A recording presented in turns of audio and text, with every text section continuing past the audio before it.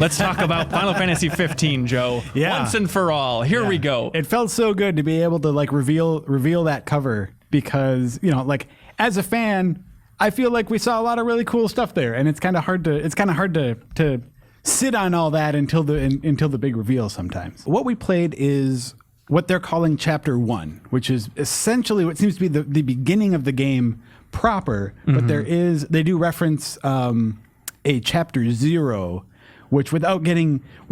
They didn't talk to us about specifics in terms of like who exactly you control or what you're fighting during It's in that. some setting they haven't revealed yet. Yeah. But they led us to believe that the opening of the game will be some sort of like... I mean, Tabata likened it to the beginning of Final Fantasy II, like the original one, where... You don't need to tell Kyle. He understands. Yeah. No, so not. I totally got it. Not the one. So it'll just be a page of text. Not the one. Not the one that was like Cecil and the Red Wings in that, but like actual like Famicom 2, where the game like you start the game and you just immediately get into a fight with like some Dark Knights and they kill you, and then the story proceeds. It's that classic JRPG or RPG thing where it's like you're in a fight, but there's no way to win it right out of the gate. Yeah. So just sort of like a cold open sort of thing, and then. So something happens there, but then there's a cutscene of Noctis leaving his home city of Insomnia in his dad's car, Saying goodbye to Daddy. and then sort of heading off with his friends to go get married, and then that's when Chapter 1 sort of starts, and that's where we picked up. Right. And there's a whole interview if you go to the hub, which is gameformer.com/FFXV15, where Tabata like lays out exactly what's in Chapter 1. But I mean, how much? God, from the capture, it's like 2 hours maybe for Chapter 1, somewhere around there. I mean, I feel, it's like probably 2 or 3 hours. And then we also played around with, and there's a video with some of this content on there too, whereas we played around just like in a sort of, not a playground here, but just sort of like an open area where we could just play with a more evolved version of the combat system. It's a debug battle arena, basically. Not in the game, but just like, hey, we can summon a monster somehow, and you can just battle it to get a sense of the variety of enemies and stuff like that. Yeah, because where we were at in Chapter 1, obviously the full range of like combat options wasn't there. Right. So this was a way for us to get a peek at sort of what a more evolved version of the system, later in the game will play like. Yeah. So Chapter 1, was that just pretty much a linear run through, or was there like a mission board you came across, anything like that, like a hub? Yeah. Kind of, yeah. You said yeah to all of them. Rainer asked you like 3 separate things. No, I think they're all correct. I mean, there is a hub. So your Hammerhead is kind of the name of the area. Is that the name of the gas station specifically, Joe? Yep. Okay, so that's kind of the hubbish thing for Chapter 1. But you ask about how linear it is. It was interesting because Kim was playing right next to Joe. And she ended up taking a slightly different path. And I'd look at both screens, and Kim was deep in some dungeon somewhere while Joe was kind of making progress with the main story. So it wasn't a linear open world in that arena. Yeah, I mean, think of it. So the team is actually sort of hesitant to compare this to a lot of like what we would consider traditional open world, like Assassin's Creed or The Witcher or GTA or whatever, because like it's deliberately a more linear or story driven like mission experience, but the world is open in the sense that you can go and like explore different corners of it if you want. But the idea isn't to like not to like do it Witcher style and overwhelm players with just like side quests every few steps. Yeah. And I feel like that's what's been kind of confusing. It's 'cause I feel like I don't know how much of this is the press versus Square's positioning of it, but it's very much been like the open world Final Fantasy, which I feel they're even doing a little bit for Lightning Returns. But Tabata in an interview was very deliberate. Like, I don't want people to have the wrong impression. Like, this isn't really open world. It's just Final Fantasy with more freedom than you've ever had before. But don't think of it as like a classic open world. Yeah, I think part of the way he describes it is like open world is the technological backbone for it. Sure. So they want to create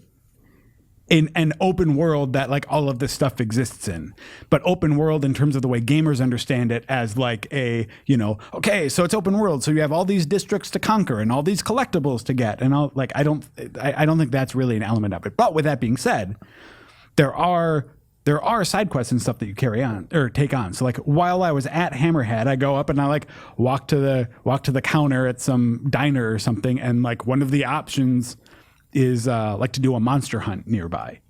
So that's the sort of thing where it's like, hey, there's like a named monster, You take that on. There's a named monster nearby that you let go and beat, and then you get a reward for it. You want an apple pie, a cherry pie, or you want to go on a Monster Hunt? Welcome to the diner. Yeah, it is a little bit like that, I think. What was the biggest surprise, Joe, in playing the opening hours? But for me, I think the biggest surprise was the combat system.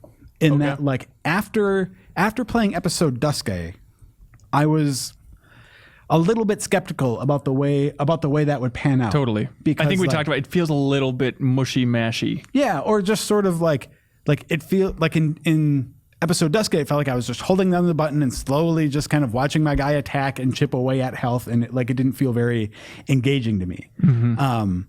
Whereas like in the version we played, it seems like they've responded to that they heard that criticism from people. And it seems like they've responded to it in several ways. One of them is making like the way you switch weapons more active. So it's like instead of it being like weirdly tied to different maneuvers that you could pull off or whatever, you just sort of like select, I'm using a sword now. I'm using a great sword now. I'm using a gun now. Or switching to this magic spell. Yeah. So you're actively switching to what you're using. So that gives it a fun sense. And then I think the other thing that struck me about it was that like, I don't want to give the impression that this is a like highly technical, precise game like Devil May Cry or Bayonetta or something. Yeah. But I feel like visually that's what they're going for. You know, it doesn't play like one of those games. Mm-hmm. Kind of exaggerated, over the top types of action. It has like your character's doing flips and there are all these like special effects, and there is a kind of stylish flair that goes alongside with or that is presented with the combat that reminded me of those games. I'm not saying that it like looks exactly like them or that you're pulling off combos like that or anything, but it seems like they were going for that sort of like impressive, stylish effect thing, even though the system itself felt much more like accessible and maybe a little more tactical. But it didn't feel night and day different from episode Dusk Eye to me. I mean, did it to you? Yeah. Huh. It did. Wow. To me, and I mean, it might be a factor of a few things, but like I said, in Duske, it felt like the enemies had too much health, and you were just sort of chipping away at even like sort of stupid dogs or something like that. So many stupid dogs, more than two stupid dogs. Yeah, and like to me, the balance felt better worked out in the version we played, and was more engaging to me. It felt like I wasn't spending as much time just sort of like doing the same moves against the same thing. Yeah. One of the things for me, I love what I've seen of the combat. I haven't played it, but got to see a bunch of it here in the office. Sure. Prior to the cover story trip and all that stuff, but even in the trailers, there's such a contrast between these guys being such badasses and toppling giants and dragons, and then there's just that weird moment where your brain just kind of shuts off when they're pushing the car, like they've run out of gas on the highway. Talk to me about that element. Did you get to explore the driving? Can you like drive off the road into the mountains? Is there stuff like that? Yeah, that was maybe the biggest surprise to me was the driving. I mean, we drove a fair amount. Number one, from what I saw, like, don't expect some intricate network of roads. Like, these continents have like one or two roads going along them, so that kind of leads to it being a little bit more not exactly linear. But I think that might be oversimplified. Like, there's more than one or two roads, but it's not like a city where it's just like totally there's a road going like you need to be judicious about the way that you're. I mean, actually, using The Witcher 3 as another example, the way the paths in Witcher 3 work, is kind of like what the roads seem like to be there. In a similar way, in that they really want to keep you on that road. Like, the car is gravitationally tracked onto the road. It kind of has a pull, so you can break free, but it's not. You're not on rails, but you also, at least from what we played, you don't have the degree of control over your car that you would in like GTA, where it's like super easy to just like veer off the road and go off-roading and start like going up cliffs and stuff like that. The car kind of wants to stay on the road. Yeah, if you really want to get off the road, you're going to have to fight it. Where's my really potential disaster button? Where did I put that thing? It was surprising. I had no sense of that going into it, that it was trying to keep you on the road that much. Is that just a debug thing, or is that no? I mean, it could change before release. So you could fly the car everywhere, it looks like. Right? You certainly can. Yeah, I think part of the idea, and again, like, I don't know for sure, but like from talking to them, they definitely want the players to feel like they are part of the world and have a sense that they're like appreciating the world. So maybe the idea of like the ability to have the car sort of handle itself on the road, so you're not worried about worrying about second to second staying on the right path. If you want to rotate the camera around and like look up at a big monster or look up at the mountain or something nearby. And you can set it on auto as well, so it just drives from one place to the next. Right. I like that, but because, well, like Ben said, you can get off the road. Right. I did. I mean, I have plenty of footage of Joe ramming into rocks and monsters on the side of the road. Yeah, it's a thing. It's a whole thing. So yeah, like I don't want to give the sense that it's like on rails, but yeah, the car definitely feels like it has a predisposition to staying on the road. That's right. The regalia is alive, and it desperately wants to stay on the road. Yeah. That was a bit of a shock. Also, just like the amount of time, and I think later on they said that you can skip this through some upgrade or something along the way, but the amount of time between like driving from town to town was a little bit shocking, where it's like there's like the kind of beach area called the Quay, that's kind of the second larger-ish area that you go to outside of like the Hammerhead gas station, and just going from that place to that place, like there's a fair bit of time we're just listening to this techno remix of the Final Fantasy theme as it's going from town to town. Did that strike you, Joe? Yeah, I mean, it didn't strike me as a bad thing, I guess. And I feel because like this is making it seem like I'm just like, yeah, whatever they're doing is great. But like, I guess what I'm saying is like I see potential in that. I see the potential for that to be tiresome. Absolutely. Fast travel. But well, the answer thing is you can skip it eventually at some point. But I think there's also a sense of like if what they're aiming for is that like sense of a road trip, I think it's important to like have the players be on that trip for part of the way. To like be on the journey. Well, and it's nice the characters are animated, like they'll get up and move around the car and stuff. Yeah, because like there are times like even though it's a stretch of driving that even if you can't skip it, you're driving and like Prompto is sitting in the front seat and he turns around and like all of a sudden there's some like some chatter going on with like him and Gladio and they're having some conversation and Yeah, Rockstar's so good about that. Like whenever you got to drive to point A to B, like in a mission, they will have commentary most of that track. Yeah, and even if you die, they'll they'll have a different commentary track. And this was the toughest thing to get a read on in this demo, mainly because it was in Japanese and also because it was unfinished, but trying to get a sense of like how much character banter and bickering there was tough at this point, because there was some in there for sure, but there were certain sections like, oh, I wonder if they're going to plug more dialogue in here. Did that strike you, Joe? Did you get a good sense of like the characters and their relationships starting out? Well, I mean, like it was in Japanese, so it's kind of hard to see exactly how all of that's going. I only have to go on what sort of they told us. So. Yeah. Traversal, though. Another thing that stood out to me is you talk about going on like that monster hunt in the beginning, trying to track down the monsters. Like in the beginning, and I'm sure obviously it changes later, especially when you get chocobos, but there's a fair amount of like running around that desert area around Hammerhead and running around, and there is a sprinting penalty. What? Yeah. So this is...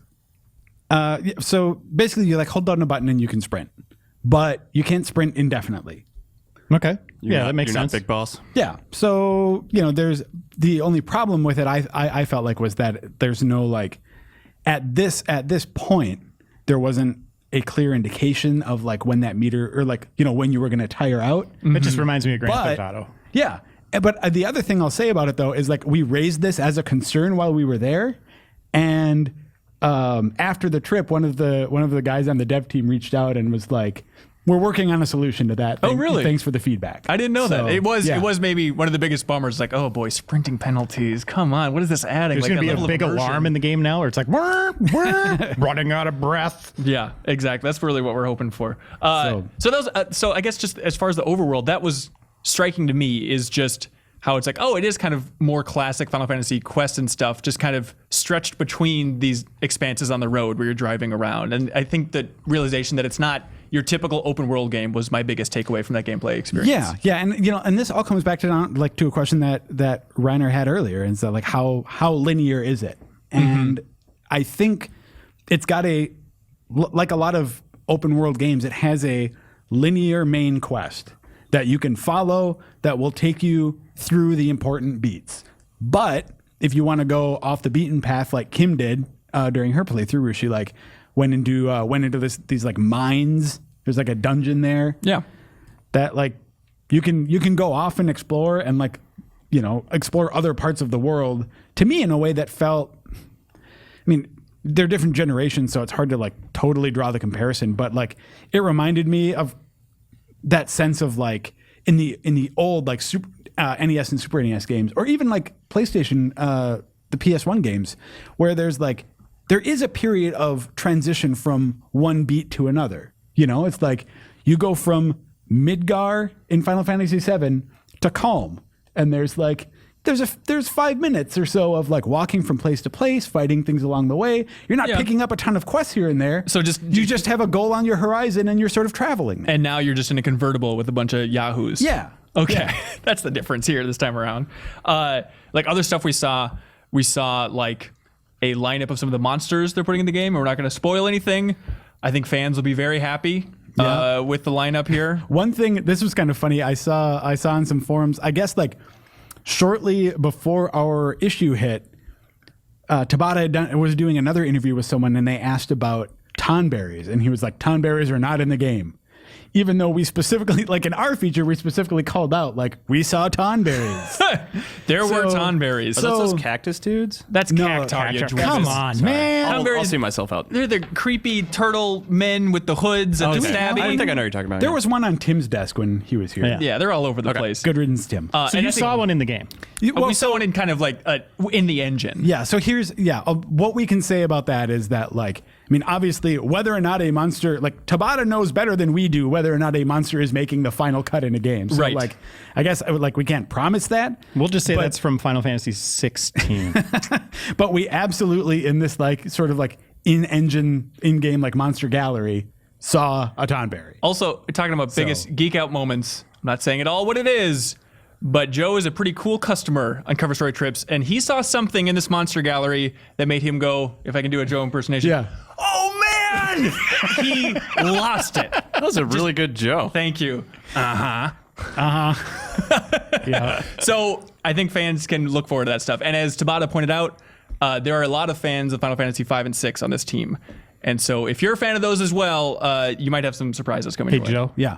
We won't let these people know. Just whisper it in the microphone what it was so I can hear it in my headphones. This is the direct Reiner microphone. Oh, okay. Yeah, great. Here. Yeah. Whatever. Perfect. You talk about seeing things in the engine. Another interesting thing that I learned that I didn't know on this trip is I thought this was still considered the Luminous engine, which is how it's all labeled online. But they said it's not technically the Luminous engine anymore. They worked on it enough and tweaked it where it's not officially labeled They the just Luminous changed the name. engine.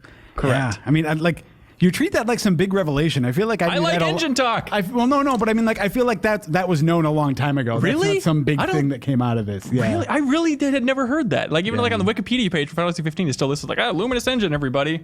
I don't know. It's interesting how much they're like. I think some of that might be confusion because, like, I'm sure at one point Versus 13 was using the Luminous engine. Sure. So maybe without some sort of formal name of like, this is the new engine we're using, it maybe just didn't get properly, like maybe the information wasn't dispersed properly or clarified, but like. And the way they frame things, talking about the engine, I mean, they were talking about, I was like, we just want to develop this tech possibly for the future. So it seems like, in theory, they're planning on bringing it into the future. But, as Tabata pointed out, no sequels for 15. Yeah, no 15-2, but the future Final Fantasy games possibly. Possibly. Yeah. Other big takeaways from the gameplay? Yeah, well, one thing I wanted to point out, you have, there's a video up on our site, an interview that Ben did with Tabata about sort of like incorporating fan feedback and things like that.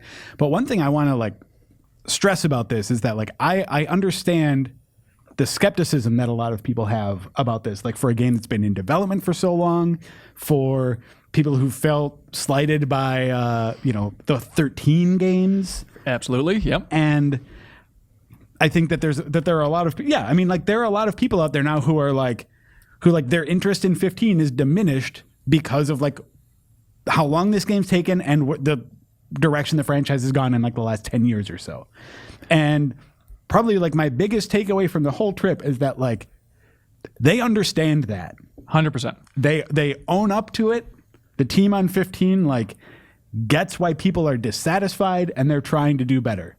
That again, yeah, it was huge. Just, we talked about it 1,000 times on this podcast. I love Final Fantasy 7. I love all of them up to 12, basically.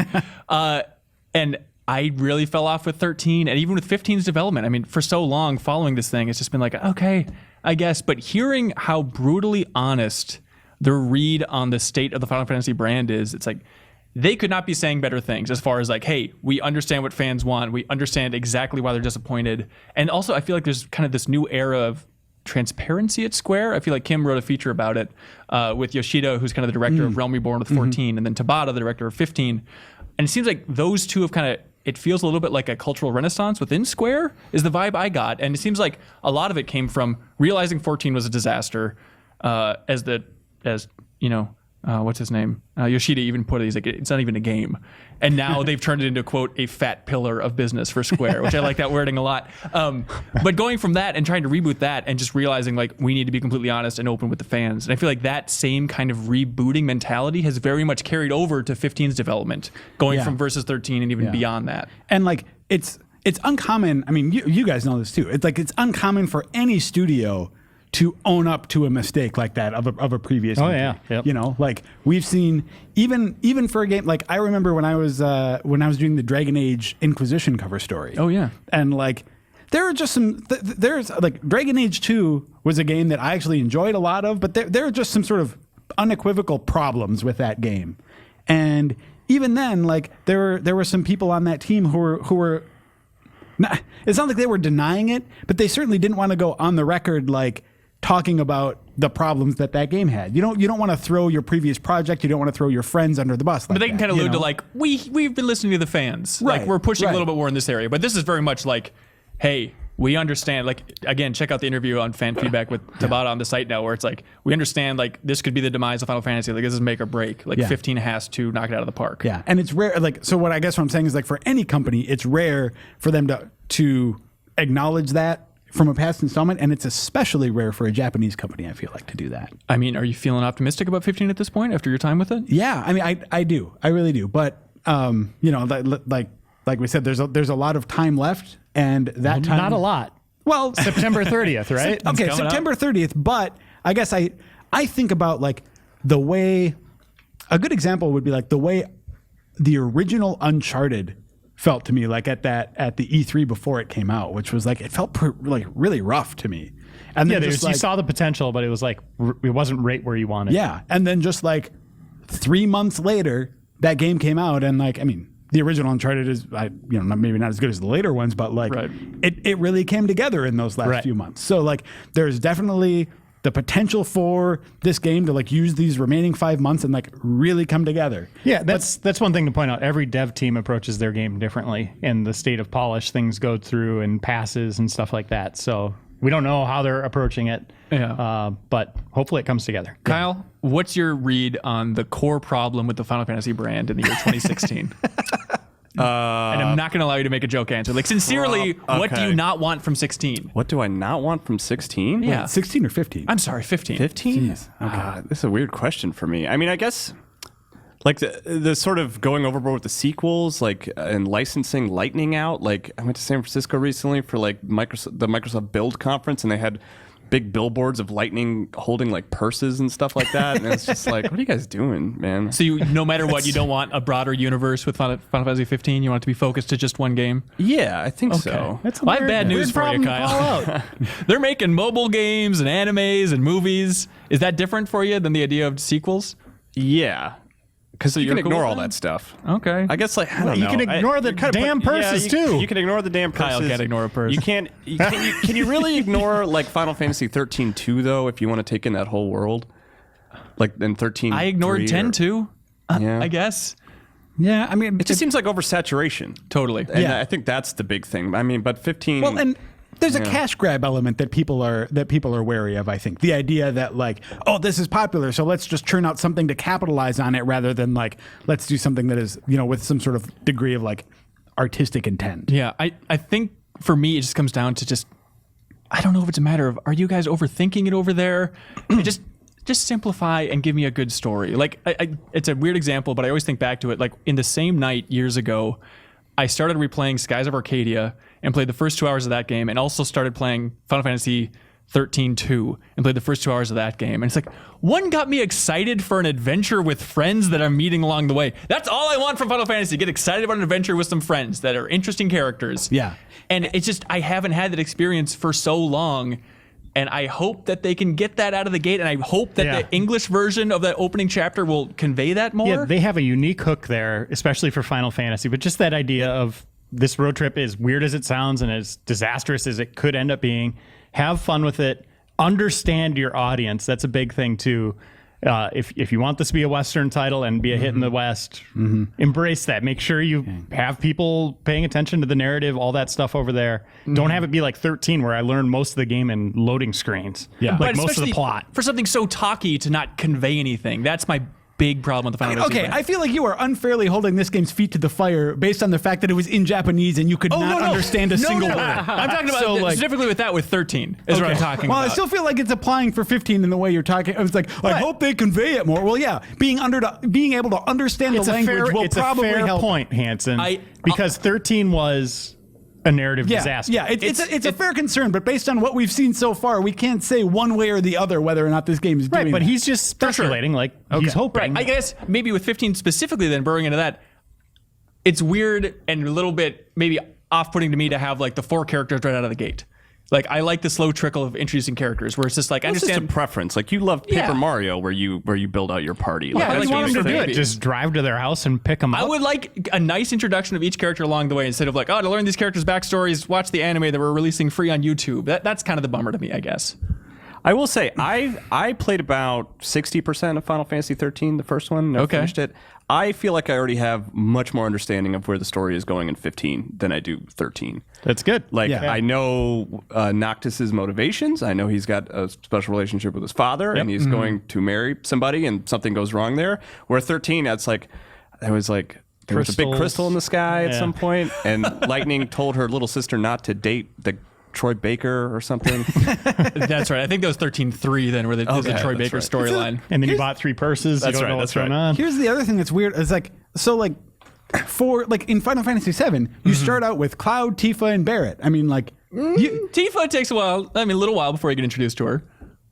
It's okay, the 2 guys on the train. Yeah. okay. What? Starts on the train. It's still Avalanche. You have to understand right out of the gate. Yeah, like all things being said, like you start with a group there Yeah. too, and you just accrue more people. You got like Yeah, but you're not accruing more people as far as we know. They said there's going to be like some special guest characters swapping in and whatnot, but I don't think it's going to be a matter of you start with 4, then you get up to 16, right? yeah. I mean, I Who knows? assume so. Yeah. Anything else you want to talk about with 15 before we move on? No, I think that covers the.